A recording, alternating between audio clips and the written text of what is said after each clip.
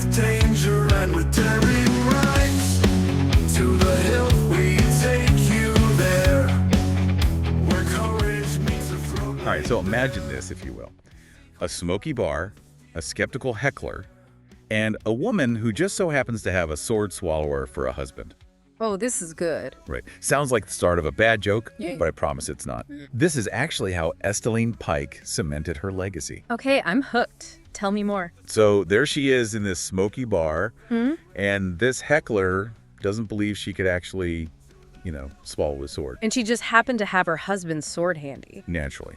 A $5 bet later, and, well, let's just say Estelline wasn't afraid to prove a point. I love it. That's quite an entrance. It sounds like this Estelline Pike was a force of nature. You could say that again, and we actually get this incredible anecdote from, get this, a book called To the Hilt, A Sword Swallower's History of Sword Swallowing. Wait, a whole book dedicated to the history of sword swallowing? That's niche. You'd think so, right? Yeah. But it's actually super fascinating.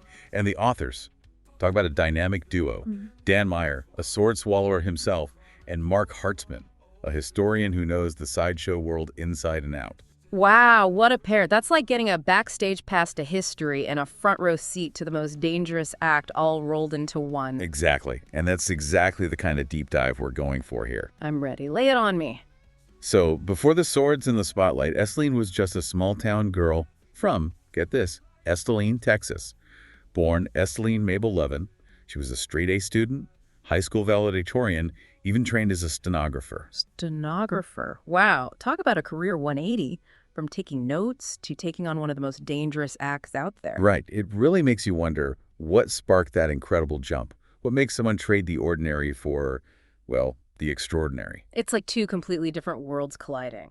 Speaking of collisions, how does the whole sword-swallowing husband come into play? Ah, yes. Enter John Gregory Lucky Ball, a seasoned sword swallower who swept Estelline off her feet. They got married. They did, 1928. And Lucky didn't just become her husband, but her mentor in, you guessed it, the art of sword swallowing. Talk about a unique recipe for marital bliss. Right. But seriously, you have to wonder what was going through her mind. Did she always have this fascination with danger?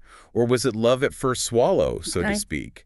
What made her say, yeah, I want to do that? I mean, most people would run in the opposite direction. This woman was something else. It's a love story for the ages, isn't it? But yeah, you're right. Most people probably wouldn't sign up for that kind of danger no matter how much they loved someone. No kidding. But hey, that's Estelline for you. Always marching to the beat of her own drum. Exactly. And speaking of marching, did I mention that this power couple also had 3 kids? 3 kids. Okay, now that's impressive. Talk about a juggling act, motherhood, and sword swallowing. Right. You can't help but admire her resilience. And life, as it often does, threw some curveballs their way. Oh no, what happened? Well, Estelline and Lucky ended up parting ways. That's too bad. Yeah, it was definitely a difficult time for her, having to navigate single motherhood during that era. Especially in that line of work. It couldn't have been easy to keep going. Oh, but she did. Estelline was nothing if not determined. And she eventually found love again with a man named Dewey Blackie Pike. Okay, so Blackie enters the picture. I'm guessing he was involved in the sideshow world, too. You know it. They ran concessions together, traveled with carnivals, even incorporated a boa constrictor named Oscar into their act. Wait, hold up, a boa constrictor? Yep, because why not add a giant snake to the mix, right? This woman was fearless. That's an understatement. She really did have a knack for the extraordinary. She did. But then, tragedy struck again in 1947. Dewey, who was a World War I veteran, passed away. Oh man, that's awful. To lose 2 husbands, It's heartbreaking. You would think that after facing so much loss, she might have walked away from the stage for good. But not Estelline. So what did she do? She threw herself back into sword swallowing, even teaching her son, Jim, the family business, so to speak. Wow. So not only did she conquer this incredibly dangerous skill, but she passed it down to her son. That's right. Imagine the trust that took, the bond they must have shared. It's incredible, really. But her story doesn't end there. This woman was a true headliner. Okay, so tell me, what were some of the big stages she graced? Oh, just casual places like Madison Square Garden. Madison Square Garden? Are you serious? Oh, I'm just getting started. She even performed in Cuba during the Revolution, no less. Hold on, Cuba. During the Revolution? Yep. And get this, there's this wild story about her performing while grenades were going off in the distance. Grenades! Okay, now that's taking showmanship to a whole other level. You're telling me. And to think, she wasn't just about the spectacle of it all. Estelline took the art of sword swallowing seriously. What do you mean? She always emphasized that it wasn't just about guts and showmanship, but about immense skill, focus, even relaxation. Relaxation. That's not the first word that comes to mind when I think about sword swallowing. I know, right? But she stressed the importance of mental fortitude, hygiene, you name it.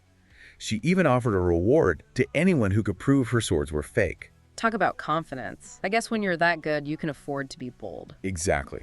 And get this, she didn't just swallow one sword at a time. We're talking multiple swords, even the infamous sword sandwich. The sword sandwich, you're kidding. This woman was a legend. But as incredible as all that is, here's the thing that gets me. Estelline was more than just a daredevil. Really? What else is there? What else could there be? This woman had a hidden talent, a passion for music. Sword swallowing wasn't her only forte. She was also a talented songwriter and jazz pianist. Get out! You're telling me this whole time behind the swords and the spectacle, she had this whole other artistic side. It's wild, right? This woman could stare down danger with a sword in her throat 1 minute and then tickle the ivories with such soul the next. It just goes to show you can't judge a book by its cover, or in this case, a sword swallower by her, well, sword. Exactly. She was full of surprises, that's for sure. Yeah. But even with her love of music, it seems like the stage always called her back. Oh, tell me more. What did she do? Well, she eventually ended up back where it all began, at Hubert's Museum in New York City. The same place? Yep. Only this time, she wasn't swallowing swords. She was taking tickets. Wow. From headliner to ticket taker.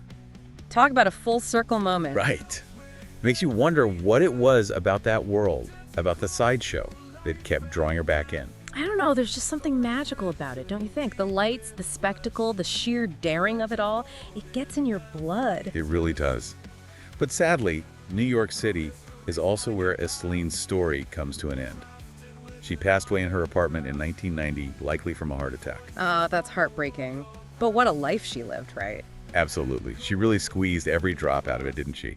From small-town Texas to the bright lights of the big city, sword swallowing, snake charming, even a little jazz piano on the side. She really was one of a kind. It's incredible how just hearing her story makes you want to live a little bolder, a little more fearlessly, you know? I know exactly what you mean. So the next time you're feeling stuck or afraid to take a chance, remember Estelline Pike, the sword-swallowing, grenade-defying, jazz-loving single mom who taught us that life's too short to play it safe. And that's what I love about these deep dives, uncovering these hidden stories, these incredible lives that might have otherwise been forgotten. Yeah. And it reminds us that history isn't just dates and names in a textbook. It's about real people like Estelline who dared to be different, to push boundaries, and to live life on their own terms. And that's something worth celebrating. Yeah.